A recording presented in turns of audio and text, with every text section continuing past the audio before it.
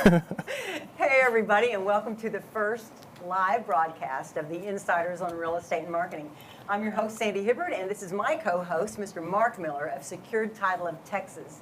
And today we have a very special guest with us, Mr. Curtis Roddy. Thank you. And of course, our attorney at large, Mr. Kerry Presock.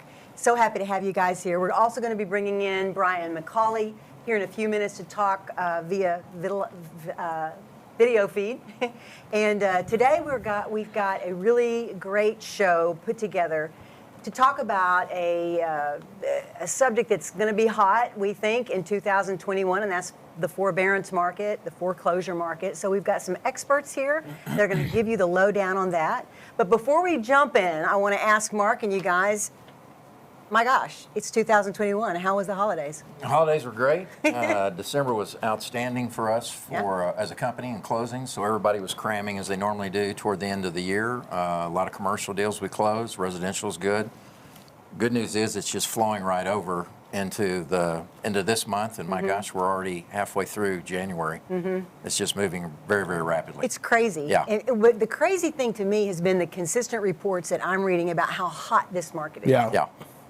I mean, and who would have ever thought that? We've been in the middle of a pandemic and the crazy things happening around the world, but people are still buying houses here in Dallas like crazy, right? Low inventory. I mean, interest rates still phenomenal. Yeah. It continues to be the perfect storm. And Dallas is a great place to live. Oh my gosh, we couldn't hope to be anywhere else in the country, really. It's really phenomenal. A great place. It's a great place. It's a great time.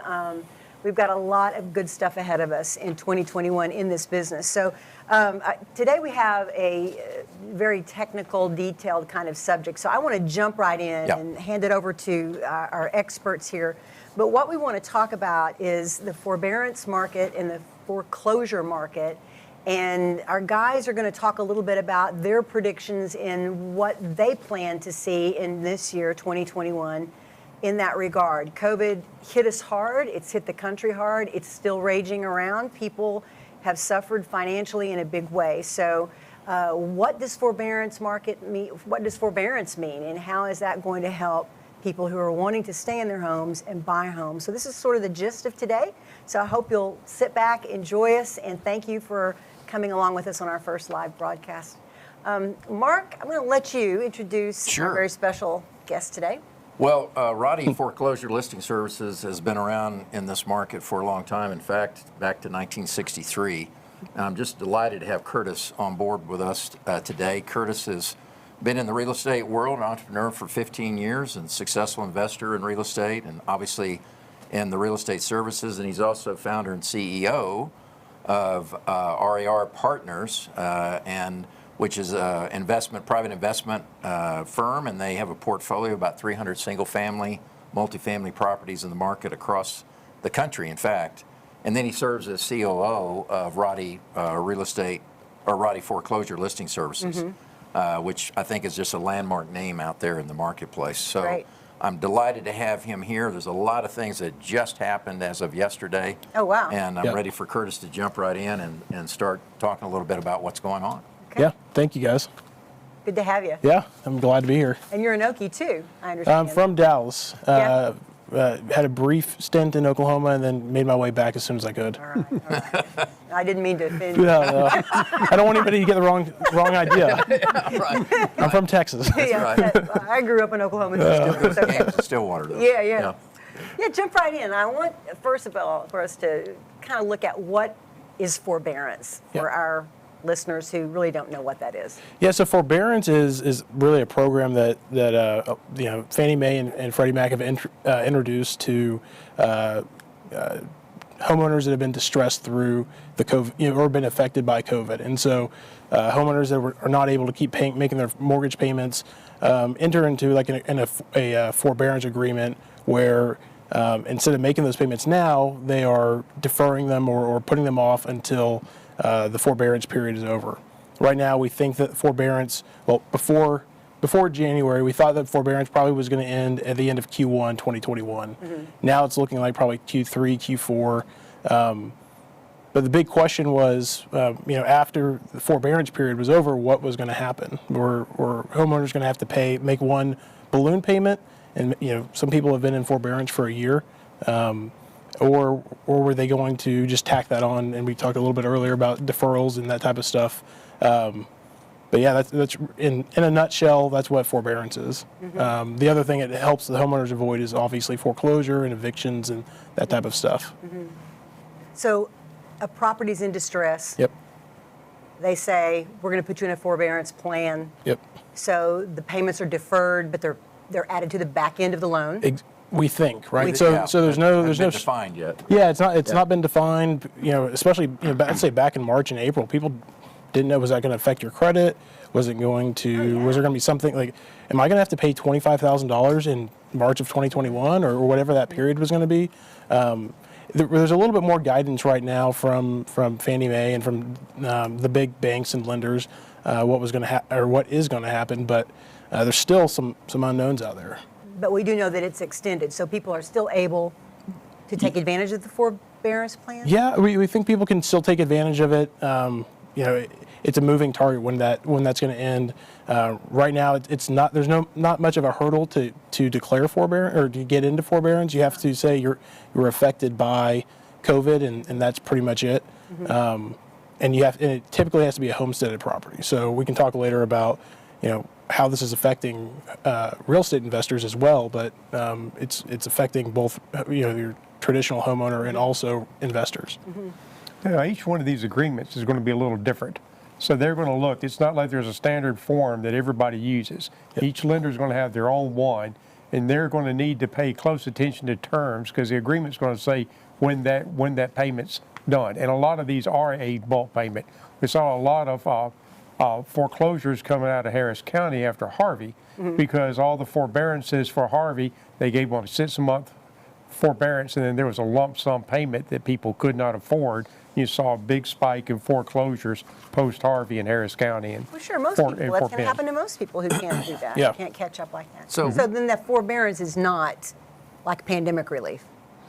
Well, it is in essence. I think it is as it relates to today's environment. And I think the real estate world was anticipating that at the end of 2020 that the forbearance relief was going to be over, and then I think the processes of how do you mitigate all of this debt that's not been paid or serviced, and therefore I thought we were going to be moving into a fairly rapid foreclosure environment. And I would like Curtis to address kind of how that's impacted on the listing on his side for postings and statistically kind of what you see on that. Yeah, it's been a pretty crazy roller coaster. Really trying to, back in March and April, we thought, okay, there's going to be 3 months forbearance or 6 months, whatever it was going to be, and we said, hey, at the end of in October of 2020, we're going to have 15,000 postings in Texas. That kept getting pushed.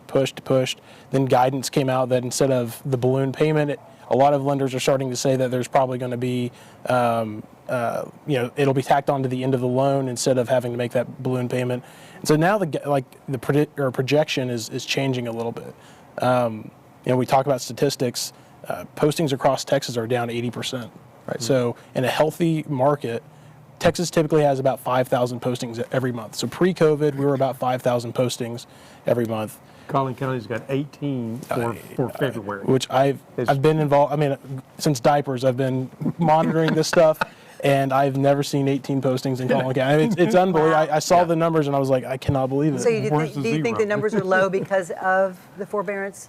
For sure, yeah. So forbearance and the guidance and the CARES Act is affecting everything. So the other side of forbearance is foreclosures, right? There's a foreclosure moratorium, and that foreclosure moratorium is affecting it's really the same people that are going into forbearance. They're also getting this foreclosure protection. So, the way we understand it is that a occupied house, a homesteaded house, cannot be foreclosed on, especially if they've been affected by COVID. And so, right now, most of the properties that are being foreclosed on are investor-owned properties, vacant properties that have been run down or abandoned pre-COVID. And very rarely there's a normal occupied house will be foreclosed on. You still see some hard money lenders foreclosing and posting now. Correct. Yeah. So most of the loans right now are. If we look at just commercial foreclosures are unbelievable. It's crazy seeing some of these commercial foreclosures that are being posted. Hard money lenders.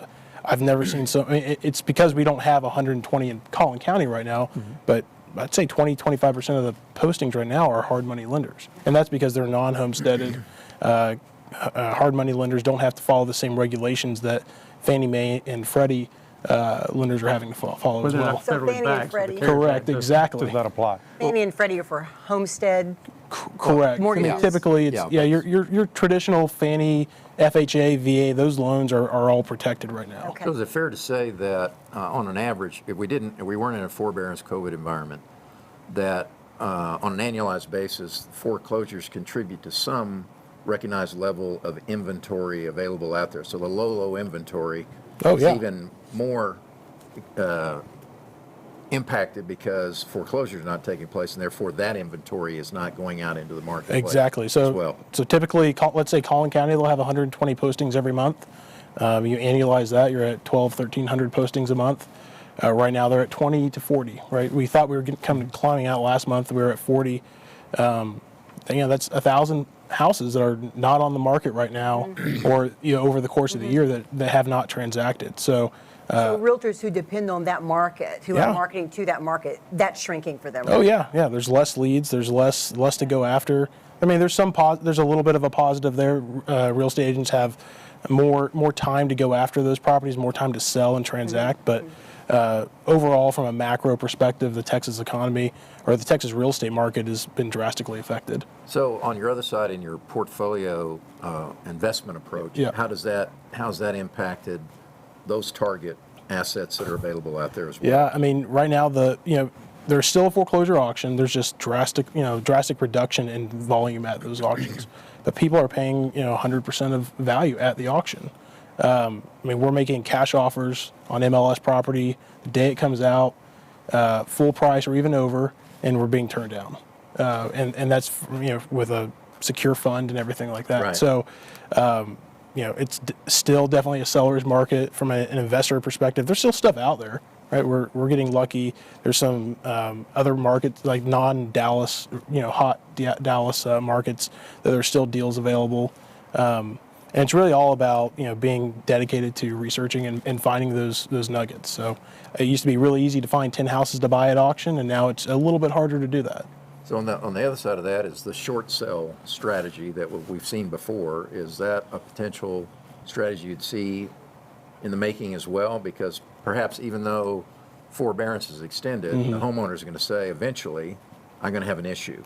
And is there a place there to try to implement a strategy in the short That's sale? a good question. Yeah, I mean, right now, my opinion is that there's no need to have a short sale, right? Because you can try. I mean, we're putting a house on the market on the other side.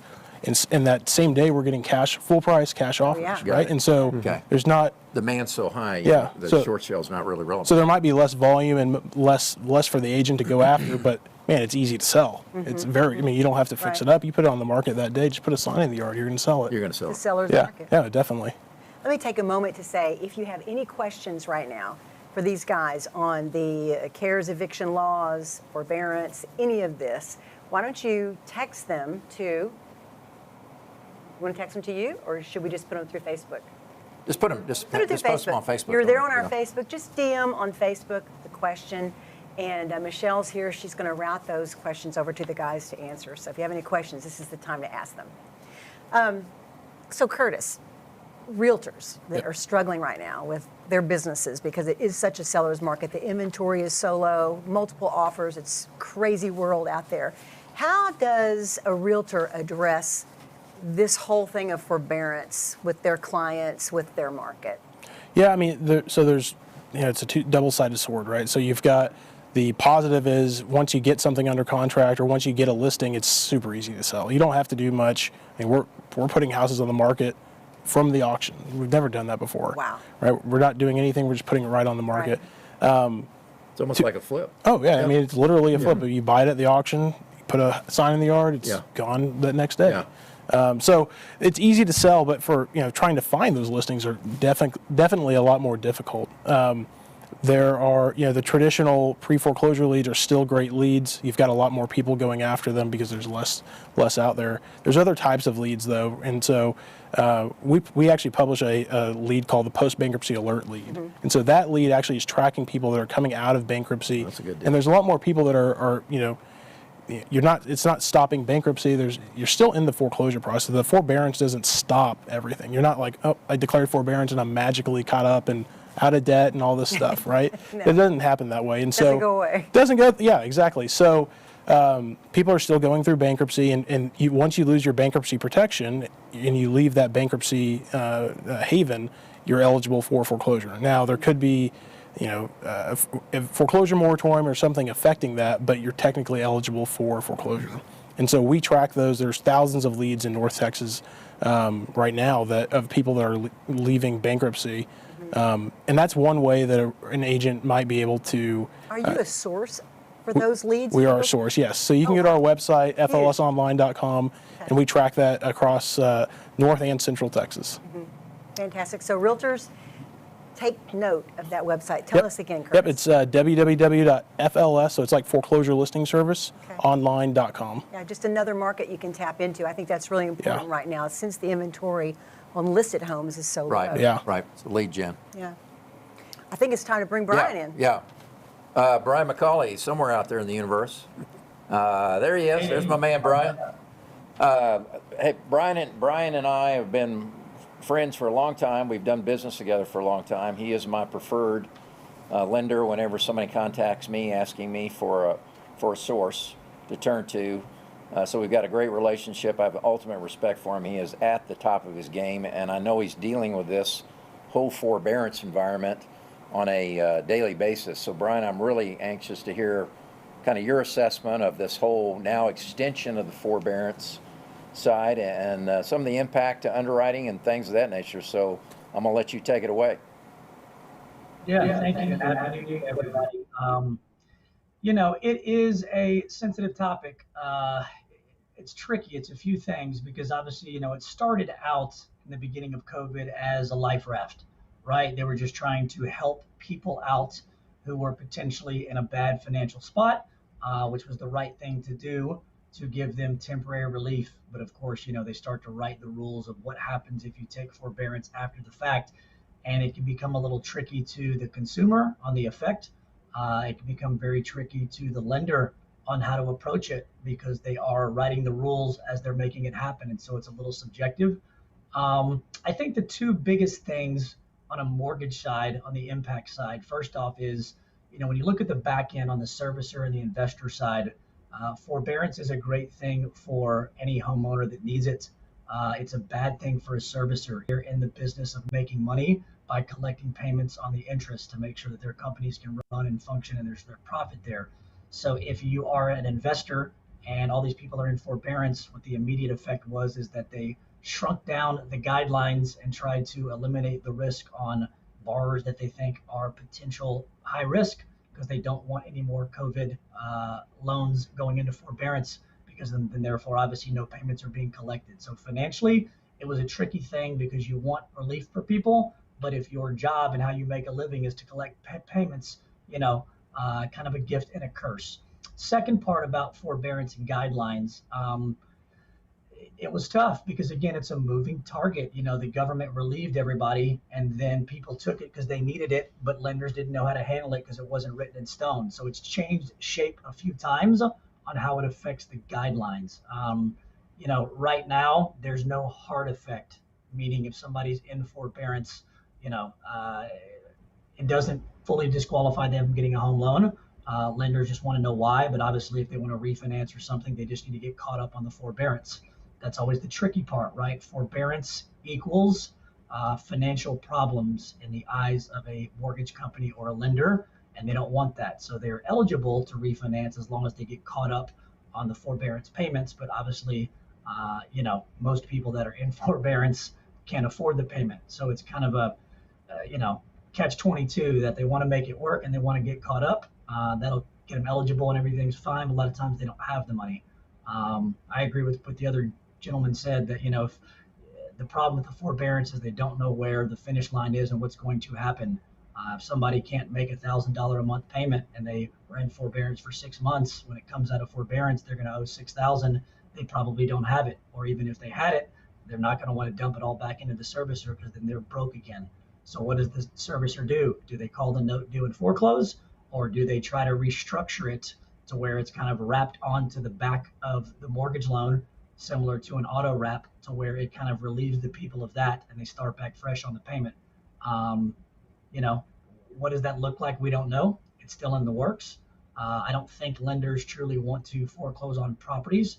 They want to make it work for the homeowner, and obviously they want to go through the legal process and lose money and start everything over. But at some point, there's a line in the sand to where investors have to make a decision on the existing forbearance agreements. And I think that's still to come, but that's currently in the works. Well, Brian, I have a question. So does that mean that if a mortgage or an investor company is just left holding the bag, I mean, I guess I'm not asking if that means that. What I'm asking is, are there programs right now, federal programs, or in the foreseeable future, that's going to protect the investor money and the mortgage money? Yeah, I mean, that's a good question. It's, the challenge with that is all this stimulus money is going to a lot of folks. I think where they missed the mark is none of that stimulus money went to the bond market and the servicers, right? That money was backing up a lot of things and was guaranteed, but it never made it to the people that are holding the notes. So if there's no guarantee on the back end as a servicer, and they're stuck holding the bag, what do they actually do? So specific to that part, that's something that we don't actually know.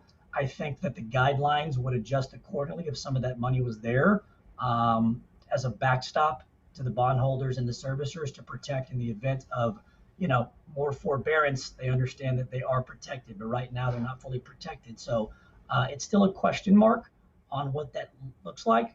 I know they would like that, and that would probably alleviate a lot of the restriction and a lot of the anxiety around what the future holds specific to those servicers and the mortgages that are in forbearance. Right, right.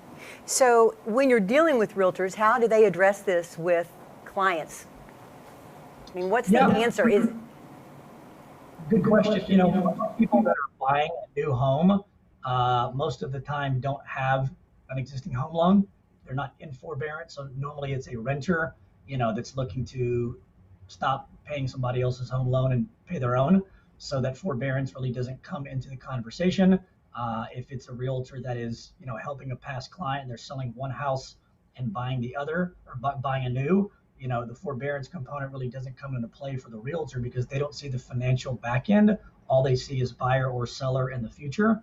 That's more of something that, when I do a full financial review, in the event that a client was selling their current house and buying a new one and they were in forbearance, I would need to address that with the client and the agent just to let them know that, hey, something has to be done prior to close to make this work, so there's no hard stops, right? And there's no challenges there. So realtors most of the time rely on their mortgage partner to inform them if there's any big surprises specific around forbearance, so they can know that when trying to navigate through the next home purchase. Right, right. And that's important to know that, because if, it's been a hard time for so many people, do we just chalk it up and say, this isn't going to be the year for me to buy? I mean, and that is really disheartening to people who are relying on that flow of properties the other side and buyers. Of this is, Brian, all these people in forbearance are also missing the opportunity, the rate environment that we're in, right? So you got a challenge there, because who knows what they're sitting at in an interest rate, but now they've gone into forbearance. So are they going to be able, can they even refinance? Time to be able to take advantage if they wanted to refinance it?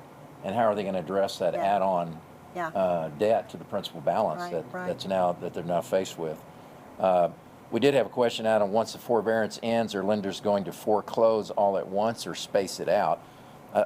Curtis, I think that the highways would just be totally congested once they pull the trigger to say go. There's 60,000 properties in shadow inventory right now. So there will be whenever the forbearance is over. So we don't think that day one, lenders are going to say, hey, we need to foreclose on They can't 60. manage They the can't, problem, right? You right. couldn't do it.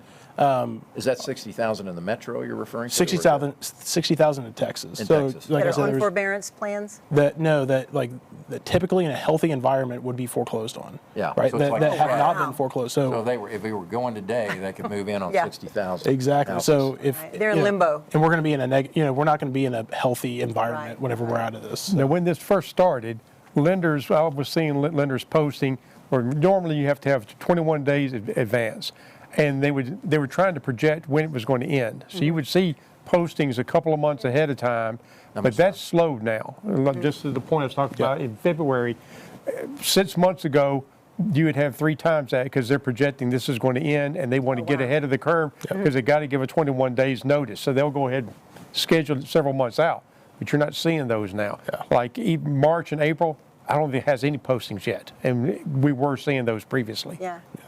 So let's bring this all together for our realtors, for our Okay. producing realtors, all of our clients, right? How can we help them with this information? What can they do? Where do they go? And how do they handle distressed clients and clients who are trying to sell because of a distressed property?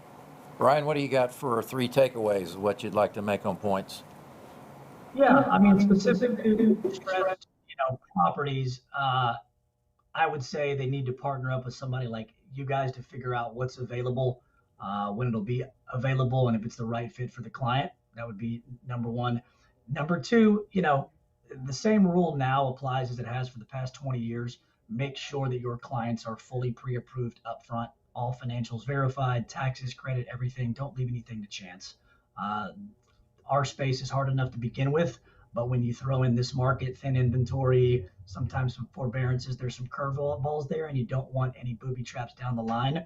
So just get a true full pre-approval. Make sure you're with a local mortgage advisor, not an online application taker that knows the rules, cares about you, cares about the clients. So there's no big surprises, and you can eliminate a lot of the risk. And then number 3 is just, adjust with the times, right? Understand that it's an imperfect time. It's strange.